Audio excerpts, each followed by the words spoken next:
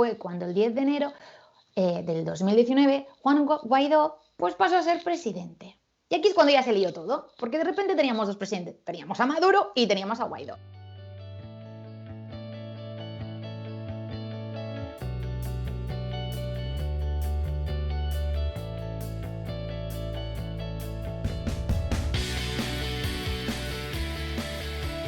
Hola, bienvenidos a Tendencias Globales, Cristina Fontaro. Hola, ¿qué tal?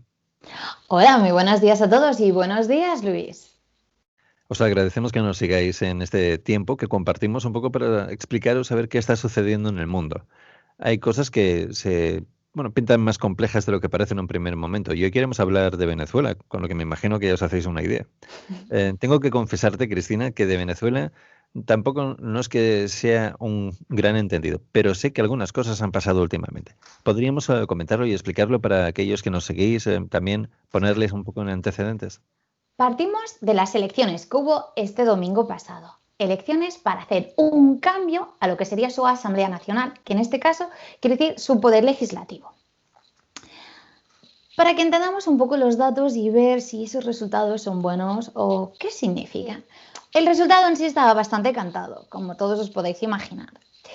La victoria, Maduro logró su victoria querida con un 67% de los votos, que dices, bueno, no está mal, no está mal. Pero claro, aquí hay que añadir que la participación fue de un 31%, es decir, 40 puntos menos que en las legislativas del 2015.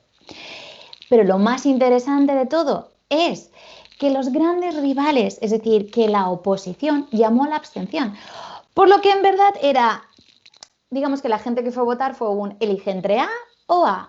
Por lo que en verdad, si no hay competitividad, no se puede decir que esas elecciones realmente fueran elecciones. De ahí que la oposición, liderada en parte por Juan Guaidó, pues diga que esas elecciones fueron falsas. Y si son falsas, no se puede aceptar pues el resultado. Y si no se acepta, no sabemos qué va a suceder pues el 5 de enero cuando haya un cambio.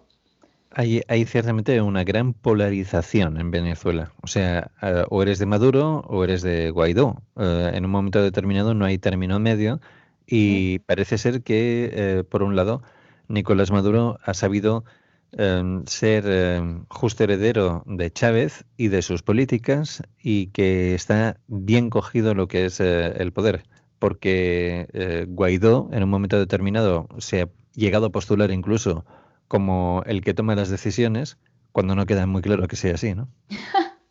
Sí, es un poco extraño y vamos a contarlo. Pero empecemos por los principios de los principios. Y como siempre en un país, eso es la Constitución. Y en este caso vamos a intentar entenderla un poco, porque la última y la vigente en Venezuela es del 15 de diciembre de 1999, justo durante el periodo de Hugo Chávez.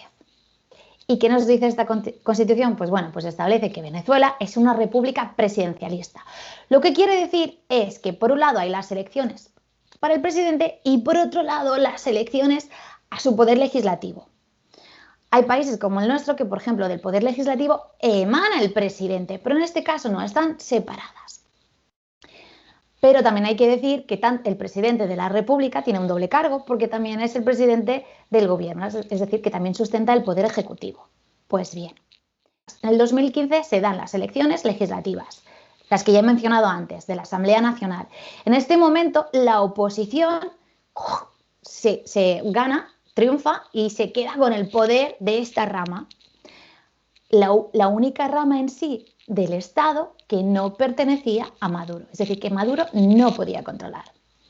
En el 2018 se dan las elecciones presidenciales, porque una son cada 5 años y la otra cada 6 años. Pues bien, digamos que en estas elecciones, una vez más, hubo muchísimo fraude. No eran, bueno, digamos que los aspectos más básicos para poder aceptar unas elecciones y sus resultados no se dieron. Por lo que aquí la oposición también en el 2018 llamó a la abstención. La comunidad internacional, liderada por Estados Unidos, por la Unión Europea, por muchísimos de los países de Latinoamérica, casi bien la totalidad de ellos, no aceptaron el resultado, por lo que en verdad Maduro no pudo ser reelegido y no era presidente electo. Según la Constitución de Venezuela, A partir del 10 de enero, es decir, 10 de enero del 2019, el presidente electo pasa a ser presidente. Pero como no era aceptado el resultado, no había presidente electo y tampoco se habían dado unas elecciones nuevamente. Por lo que, según el artículo 233 de la Constitución de Venezuela, pasaría de facto el presidente de su Cámara, del Poder Legislativo, a ser presidente interino hasta que hubiera nuevamente elecciones. Por lo que aquí fue cuando el 10 de enero del 2019 Juan Guaidó pues pasó a ser presidente. Y aquí es cuando ya se lió todo, porque de repente teníamos dos presidentes, teníamos a Maduro y teníamos a Guaidó. Claro. Unos aceptaban uno y claro, los otros aceptábamos el otro. Y aquí desde Europa nosotros aceptábamos a Guaidó. ¿Qué pasa? Que entonces el Tribunal Supremo de Justicia, que estaba de parte de Maduro, dijo, oh, Dios mío, se puso las manos a la cabeza y pensó, aquí la Asamblea no se está portando bien, esto no puede ser.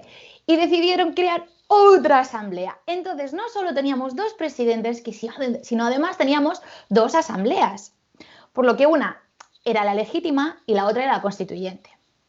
¿Qué pasa? Que ahora en el 2020 hemos vuelto a tener elecciones, pero no las aceptamos. Y si no se aceptan, ¿qué es lo que sucederá? Por un lado, el régimen de Maduro seguirá su tendencia natural como si todo fuera válido, irá haciéndola, bueno, pues irá progresando.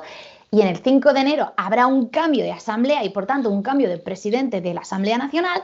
Y por el otro lado, digamos que la oposición, ayudados y servidos de esa opinión de la comunidad internacional y con el apoyo de los distintos países, pues seguirán diciendo que no están de acuerdo.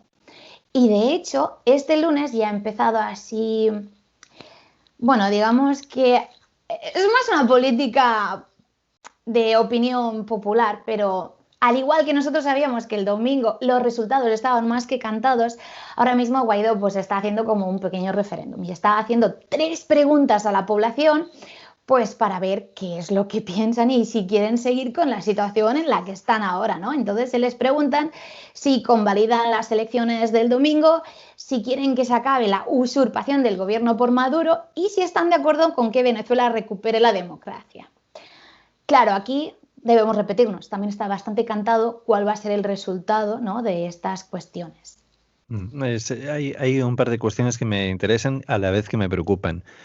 Por un lado está el hecho de que hay una situación social precaria, hay mucha pobreza, la economía está pasando por un muy mal trago en Venezuela y al mismo tiempo en alguna entrevista da la impresión de que Guaidó no ha descartado tomar las medidas que haga falta en un momento determinado para continuar adelante en la recuperación, digamos, de Venezuela.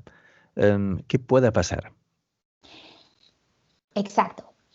Pongamos en contexto. Es decir, ahora mismo Venezuela atraviesa la tercera hiperinflación más prolongada de su historia. Entonces, claro, tiene una economía que no para de menguar, de empequeñecer y una dolarización de facto que alivia tanto como abre las desigualdades en el país. Es decir, social y económicamente el contexto no podría ser más negativo. Eso por un lado. Y ahora tenemos que con los resultados de estas elecciones, bueno, tenemos la posición del gobierno, que es lo que pasará, sería una gran pregunta, qué es lo que hará la oposición y qué es lo que pasa en el país verdaderamente, ¿no? Por un lado tenemos que el gobierno, pues bueno, puede estar contento de que sí, han recuperado la única rama de poder que no tenían y que ahora mismo a partir del 5 de enero del 2021, pues Guaidó ya no será presidente de la Cámara. También podría pensarse que gracias a que recuperan el poder legislativo podrán aplicar políticas económicas que supuestamente tienen que ser de apertura y que debería ayudarles a atraer inversión desde afuera con los pocos países que son amigos. Entre ellos tendríamos Rusia, China, Turquía, pero hay que ver qué pasará. A nivel de oposición, ¿qué es lo que realmente puede hacer la oposición? La oposición seguirá haciendo su boicot, seguramente más que desde adentro, desde afuera, ya que tiene el apoyo de distintos países, entre ellos Estados Unidos y la Unión Europea. Pero aquí lo que es muy importante es que la oposición vuelve a unirse como se juntó en el 2015, que por eso lograron los resultados que lograron. Ahora bien, si están en batallas internas y se fracturan, no lograrán nada. Eso por un lado. Por el otro lado, tienen que ser muy conscientes de la situación social en la que se viven, de las desigualdades que hay, de lo que realmente pide la calle, porque si no, tampoco lograrán avanzar. Y como tú bien has dicho, Guaidó, pues sí, ya en una última entrevista ya sí que dejó entrever de que cualquier opción, cualquier herramienta es válida, ya que se ha observado dos cosas. Primero, que la gente de la calle empieza a no tener miedo, seguramente su cansancio ya llega hasta aquí, ha dicho suficiente. Y por otro lado, de que Maduro no se irá de forma voluntaria.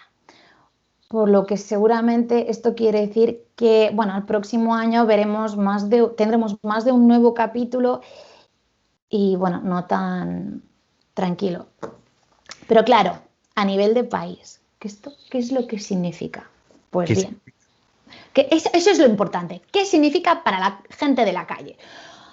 Pues bien, que todo sigue absolutamente igual. Es decir, que sus problemas diarios, la falta de medicamentos, la falta de comida, la falta de diésel, va a seguir igual. Su falta de trabajo, de salir adelante, de encontrar soluciones, todo va a seguir absolutamente igual. Por lo que, sí, ciertamente solo ha habido un 31% de participación, pero ¿es porque están en contra del régimen o es porque están completamente desencantados, ya no creen en política? Pues bien, a la situación tan adversa que ahora mismo está pasando la sociedad de Venezuela, hay que decir que Donald Trump, que está muy a favor de Guaidó, pues resulta que decidió poner hace aproximadamente un mes nuevas sanciones al gasoil, al diésel. ¿Y esto qué viene a decir? Que quien sufre estas sanciones es la gente de a pie, porque es lo que se necesita para el transporte público, para llevar los alimentos, la distribución de alimentos, medicamentos y alimentación. Por lo que en verdad estas sanciones ahora mismo están ahogando a la gente. ¿Qué pasa? El 5 de enero hay el cambio y el 20 de enero tenemos otro cambio, que es en la Casa Blanca. Se supone que Trump se va y que Biden entra. Entonces habrá que ver qué posicionamiento coge Biden que ayude realmente a la gente de Venezuela. Es decir, que estas sanciones que atacan más a la población directamente las quiten de manera que puedan respirar, pero las cambie por otras sanciones que realmente hagan que Maduro tenga que obedecer a la opinión y a la comunidad internacional, habiendo un poco de intercambio. Y sabemos que Biden quiere volver al juego multilateral, America is back, por lo que tenemos a Biden encabezando Estados Unidos con la Unión Europea, los otros países latinoamericanos, que bueno, yo creo que este 2021 sí, por fin, la población de Venezuela pues podrá ver algún cambio. Con un resultado final, eso ya no lo sé, pero que van a suceder más cosas, sí. Pensamos mucho en aquellos que nos seguís a través de estos posts, incluido venezolanos o venezolanas o no, porque ciertamente es algo que creo que nos tiene que interesar a todos. Vivimos por eso en un mundo globalizado. Cristina, gracias por habernos acompañado. Ya sabéis, todos los que nos seguís, que podéis seguirnos. Estamos casi en todos sitios. Estamos o intentamos estar sobre todo allá donde tú nos puedas encontrar buscando tendencias globales. Cristina, hasta la próxima. Hasta la semana que viene.